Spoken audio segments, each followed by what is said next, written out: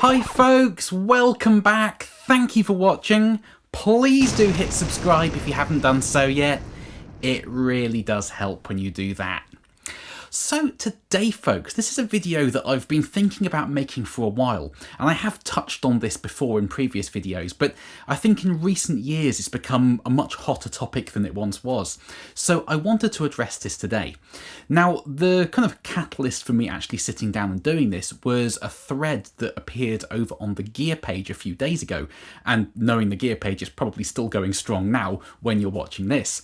All about YouTube gear demos, and people were getting very angry on there about various things to do with people such as me making videos for YouTube. But one of the things that came up, and I did screenshot the particular quote from someone called Binge, who says, "What about the YouTube gear reviewers who make studio quality demos of the gear? Who knows what kind of production tricks they are using? I trust very few of them." Now, I've been asked a lot on this channel about how I record audio and the volume I record at in this room and all that sort of stuff.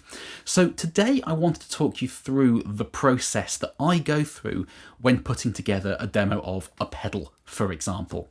Now, I've spoken before about choosing the most appropriate guitar and amp for the job, so I'm not going to go into that. I'm just going to go into the technicalities of recording, because a lot of people get very hot under the collar about people who demo a piece of gear and then use processing in the post mix to enhance that.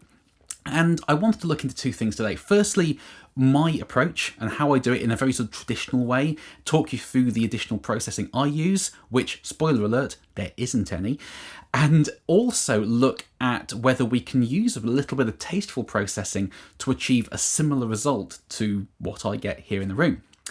Now, the first myth that I wanted to dispel about me making videos in this room is something people very often assume when they click on one of my videos and they see this environment.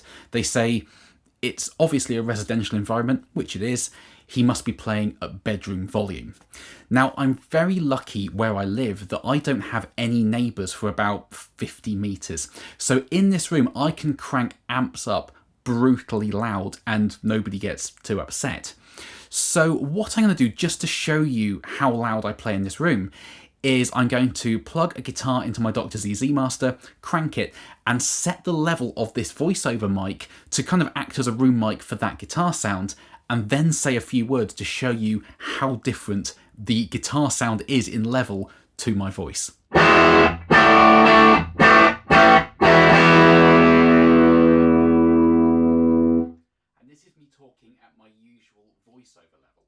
So the guitar is so much louder.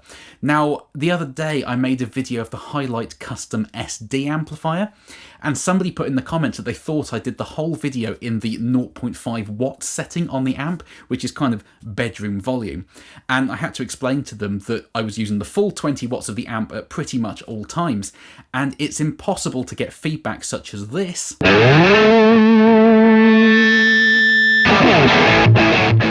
without having the amp absolutely dimed and like ear-splittingly loud in the room. So when you watch my videos, despite the deceiving background, I am playing really loud. For a video such as the 4 British amps cranked comparison I shot the other day, I had ear protection in because a 50 watt amp cranked a metre behind you will give you a headache within a couple of seconds. So I try and look after my hearing as best I can, but if I didn't use hearing protection in this room, I would be stone deaf. I would have gone the full Pete Townsend by now. So I'm not playing quietly whatsoever. And I think cranking tube amps up to the point where they're really working their magic is one reason why people tend to say that my videos sound quite good. Now, to talk you through my process of recording audio for these videos, I choose the most appropriate guitar and amp for the job. I turn the amp up nice and loud, as I just said. And my pretty much sole objective, as well as talking through the features of whatever it is I'm demoing, is to get the sound I have in this room coming out of those studio monitors back there. Because of course I can't control how people listen to these videos, and the audio will sound vastly different whether you're listening to it on studio monitors, your phone speakers, your television. or anywhere else. On those headphones that hype the low end, is it Beats or something? You know, the audio will sound completely different, and I can't control how you listen to these videos. The only thing I can do is try and get those speakers, which I know really well, I've used them for about 10 years, they're really, really good monitors, the sound that comes out of them to match what I'm hearing in the room.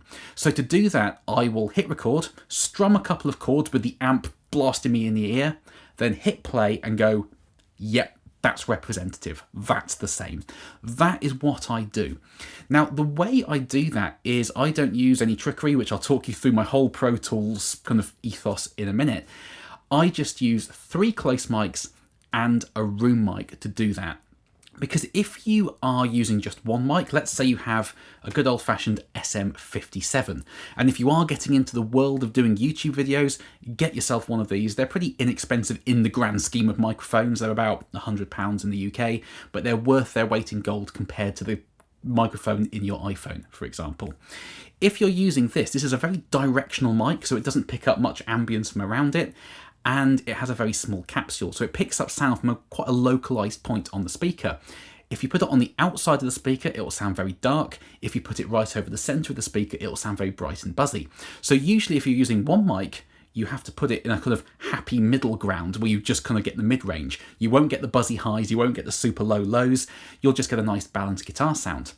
And that's all well and good. But for me, the guitar amp, when you crank it up, let's say you're going to use a JTM 45, that's a really thick sounding amp, and it has a really kind of abrasive top end when you really crank it up.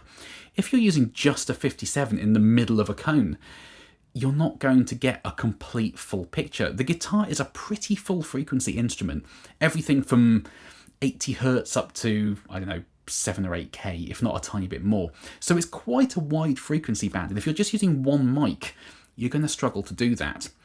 Now, I had a comment the other day, I think it was on a speaker demo I'd done, someone saying, with 4 mics, how can I possibly know what that speaker sounds like with all the phase cancellation? And it is true, the more mics you use, you do run more risk of getting phase problems.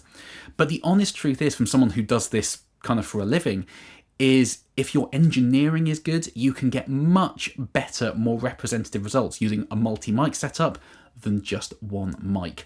So you can get phase problems if your engineering isn't good, but as long as you check things in Pro Tools, and I'll show you how to do that in a minute, you can absolutely get better results and a more accurate depiction of how something sounds in this room using more than one mic. So what I do, the 3 close mics, I use a ribbon mic, which is an SC Electronics RNR1 mic. It's an active ribbon mic, so it's a bit different to most. Most ribbons tend to have a sort of roll off about 4 or 5K, don't pick up much high end. This one is an active ribbon mic, so it needs phantom power. You can generally kill ribbon mics by giving them phantom power, but this one actually wants it. And it was designed in conjunction with Rupert Neve, so it's got Neve designed transformers to drop the impedance down on the output in the most effective, transparent way. So it's just a really, really good quality ribbon mic. And I put that right on the edge of one of the speakers to capture the thick low end. Then I use a dynamic mic to capture the mid-range. Now, usually I tend to use an old 1970s Sennheiser MD441, which was kind of designed to be as good as a dynamic mic could possibly be. And it's not too common to actually find it used on guitar amps, even though it sounds amazing. It's very often used for vocals because it's that good. And if you ever see footage of Fleetwood Mac back in the 1970s, Stevie Nicks is usually singing into an MD441. I do sometimes use a 57. I kind of switch between them depending on what I want to achieve. I tend to have better results with the 441 in a multi-mic setup, but of course 57s have their place. They're very guitar-friendly 57s. And then I use a condenser mic put right over the centre of one of the cones to capture the sort of really bright crystalline top end. And those 3 mics balanced out, which I'll again show you shortly, to me give the most accurate representation of how the guitar amp sounds in this room. Now, I also use a 4th mic, which is a room mic, and I point that away from the amp, away from me playing, kind of at the top corner of the ceiling in this room, because I want to get as little direct guitar sound as I can and just the reflections pinging off the wall. And that sounds a little bit odd on its own, but blended in tastefully, it really does add a kind of third dimension to the guitar sound. In a track, you wouldn't want to use probably too much room mic for most things, but when you're listening to a soloed guitar, it definitely is less fatiguing to listen to than just mics that are buried in the speaker. It definitely adds something extra to the sound, and again makes it more like what I'm hearing in this room, because of course I hear the reflections sat here. So I set the mics. Every video is different, things do move, no two videos are the same, but the photo that's on screen now is kind of my go-to setup, at least a starting point. And I set all those mics at equal gain and put them into Pro Tools. So I'm now going to move over to the computer and show you, once I've actually shot the video, how I treat the audio to deliver it to you guys in the best way possible. Okay, so I've got my Pro Tools session open in front of me here, and if you saw the 4 British amps cranked comparison I put up a few days ago, this is one of the pieces of audio from that video. So this is the classic rock gain of the Marshall JTM45 clone. So it's my Heritage 535 thin line into the JTM45, cranked with the standard mic setup, and that gives me 4 tracks of audio. So at the top here, Aston is the condenser mic, 441 is the dynamic mic, RNR1 is the ribbon mic, and room mic is self-explanatory. Now, the first thing we want to do when using multi-mics, as I alluded to earlier, is double check that they are all perfectly in phase, and with Pro Tools it's dead easy to do that. So let's find a nice transient to zoom in on. Let's take that one there. And as you'll see, these waveforms won't be exactly the same because we're using 3 different types of mic on 2 different speakers in different places relative to the middle or edge of the cone. But we want them all to be doing roughly the same thing. So as you can see here, those 3 peaks line up, those 3 troughs line up. So those 3 close mics here are in phase with each other. Now, the room mic will never be perfectly in phase with the 3 close mics because it's a completely different sound source. It's not buried in speakers, it's pointed at the corner of a room up there to get the most reflections and as little direct sound from the guitar cab as we can. So it's totally different, but it will always be relatively in or out of phase. So when you're setting up to record with a room mic, just flip the phase, and whichever sounds thicker is usually the one that's most in phase. So that's something to check, but as I said, good engineering is key when it comes to using multi-mics on guitar amps. Any sort of phase cancellation, it will sound weird, but if you do it properly, it gives a much better result than just one mic at some point along a speaker cone. So let's play the 4 mics individually so you can hear how they are different from each other. So the condenser mic will give you that really sort of buzzy, aggressive top end.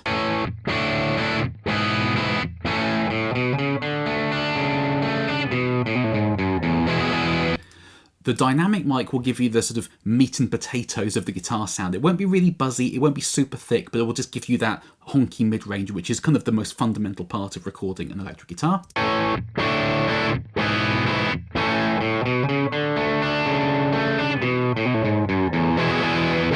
So a very usable sound on its own there, and we'll come on to that later on. The ribbon mic is right on the edge of the cone, and this will pick up the sort of thumpy, soupy low end.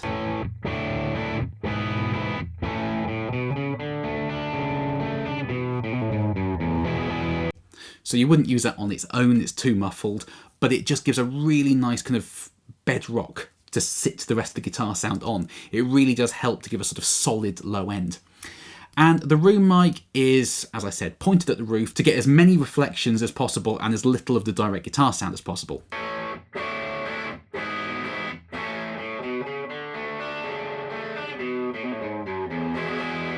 So it sounds a little bit weird on its own, but in context, blended with the other 3, it makes a lot of sense. Now, switching over to the other window here, you can see how I've balanced those mics out. So the gain of the mics in terms of how they were recorded is pretty much equal. If you look at the metering down here and I hit play,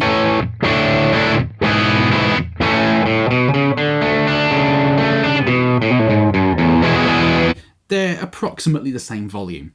Now the faders are set with the ribbon mic a little bit lower than the dynamic and the condenser. That's because you don't want too much low end, and the dynamic and condenser pick up a good amount of low end on their own. The ribbon's there just to kind of fill in the gaps in the bass frequencies. And the room mic is blended into taste, so that's where I set it for this particular edit.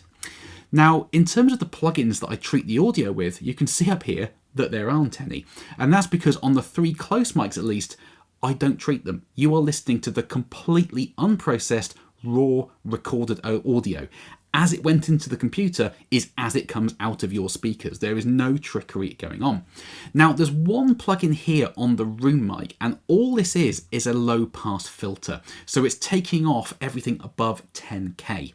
Now, the reason for that is A, there's nothing above 10k in a guitar sound that's of any real interest, but B, because of a strange phenomenon that comes from using room mics, which is they have a habit, even when they're pointing away from the player in a room with a blistering loud amp, of picking up a lot of the acoustic plectrum on strings, so as you're strumming. Now, why it does that, I honestly don't know, because when I'm crouched over the guitar playing, I can't hear that, but for some reason the mic on the other side of the room pointing the other way can. So I filter that out, A, because it's annoying to listen to, but B, because it also gives the impression that I'm playing much quieter than I am when you can hear that. Because if you can hear the acoustic sound of the guitar over the amp, you would assume, and very rightly, that the amp is really quiet and it's an equivalent volume to the acoustic sound of the guitar, and it really isn't. So why it does that, I don't honestly know. But by filtering off that top end, you can just not change the room sound at all. You just get rid of that acoustic string noise. So if I solo the room mic here and bring this in and out, you'll hear exactly what I'm talking about.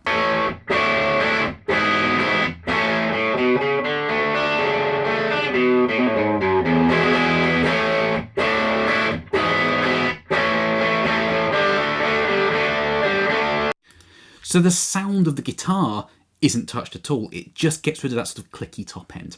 So that's the only EQ that I use on any of the guitar audio that you hear, is just getting rid of that phenomenon on the room mic to give a more accurate representation of what's going on in the room rather than to hide anything that shouldn't be there. Now, there are 2 plugins here on the voiceover mic, because obviously I don't need to give you an accurate representation of how my voice sounds in the room. It just needs to sound like a professional voiceover. So on, what was I doing on here? I was adding a touch of low end and taking out some of the sort of the boxy room mid-range at 360 cycles there. Oh, and high passing it at 80 Hz too, and boosting the level by 5 dB. That's just so that the compressor can process it better in a minute. So, you know, as I said, it's a voiceover, it just needs to sound good and professional. It doesn't need to sound 100% representative of what my voice sounds like, because that's not relevant to the video in any way. And just to smooth it out, a touch of compression. This is the Chris Lord Algae LA2A replica, and you know, it just smooths out the peaks and troughs in my voice to give a more consistent sounding voiceover. So you know, there's no trickery involved in that. It's very standard stuff just to make the voiceover sound a little bit more professional. Now, there's one more plugin here, and it is not doing anything at all. It's purely there as a failsafe, because on the master fader, the last thing that the audio goes through is a limiter, but it's not boosting the input. It's set to 0 dB, and the output here is set to -1. Now, when it comes to getting the level of the audio for the video edit, I try and have it peaking at approximately -1.5. So let's go to the loudest part here, which is probably this bit, and fingers crossed this figure down here should be about -1.5 at its loudest.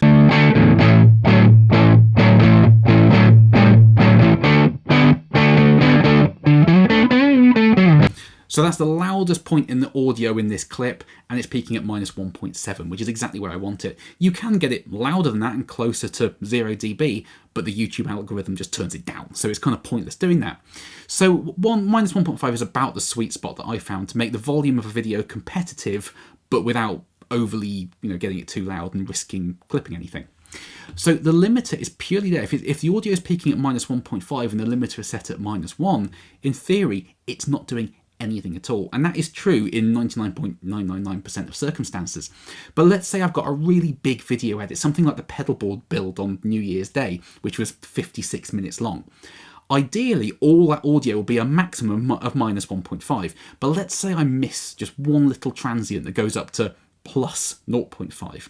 I would much rather, for that split second, that audio just brushes against the limiter, it chops the top off in a very nice transparent way. You don't know it's happened, I don't know it's happened, and it's completely invisible. Because if it goes into the red on the master fader, you'll get digital clipping, and you will hear that, and it sounds horrible. That sort of sound when something's just too hot. So the limiter is only there as a fail-safe. So let's go back to something nice and crunchy, about there maybe, and if I bypass the limiter, bring it in and out, you'll hear it's exactly the same.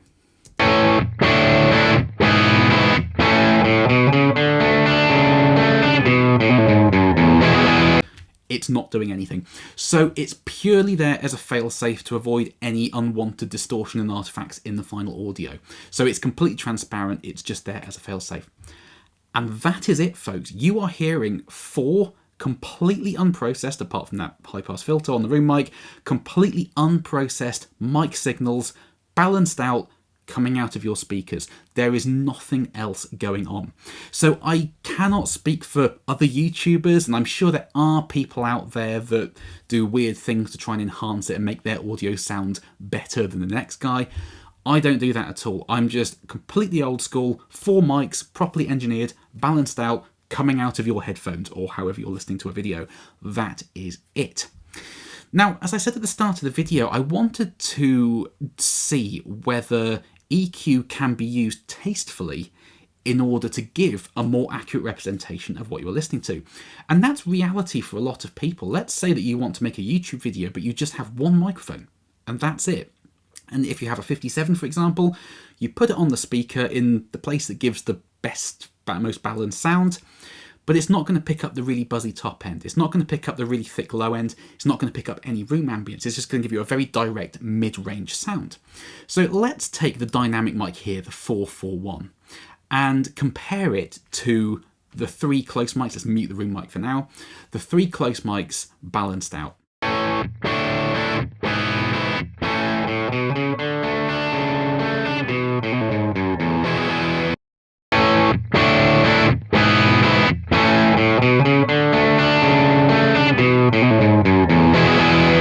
So the dynamic mic on its own is quieter, obviously, because you've got 3 mics versus just 1, so it's going to be probably about 6 dB quieter, and it has less thumpy low end and less sizzly top end, but the bulk of the guitar sound is there. So let's put an EQ plugin on here. Let's go for my standard 1073 style EQ. We don't need the preamp, we don't need any mid-range because we've got that, and we don't need any high-pass filtering. So let's add in a little bit of low end, say 2 dB, and same of high end, 2 dB. And of course it's quieter, so we're going to boost it by about 6 dB. Let's go 5.9, why not? So now let's compare the soloed dynamic mic with that EQ and level boost to the 3 close mics just balanced out.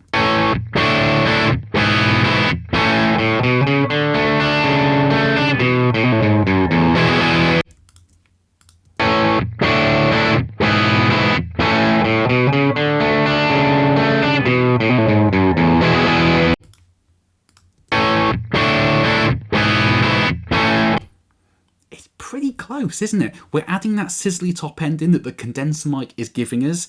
We're adding a little bit of that thumpy 110 hertz in that the ribbon mic is giving us. And overall, we can get 95% of the way there using just a bit of EQ. So if somebody only has one mic and they're adding that low and high end to give you a more full frequency sound and a better representation of what the guitar amp's doing in the room, is that wrong? I don't know. You tell me in the comments. Now let's bypass that for a second, and we've got our 3 close mics here. Let's add the room mic back in now and see how it compares.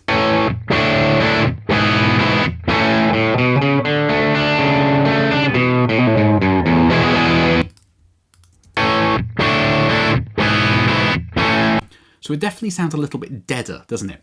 So let's add a reverb plugin. Now we only want a mono reverb because the room mic's just in mono.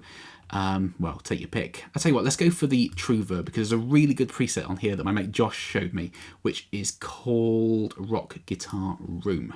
So let's hear just the 441 with the EQ and the level boost and some room ambience added in.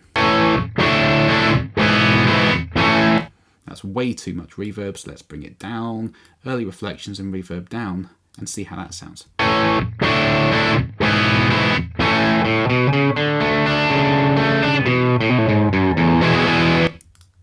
Bypass those.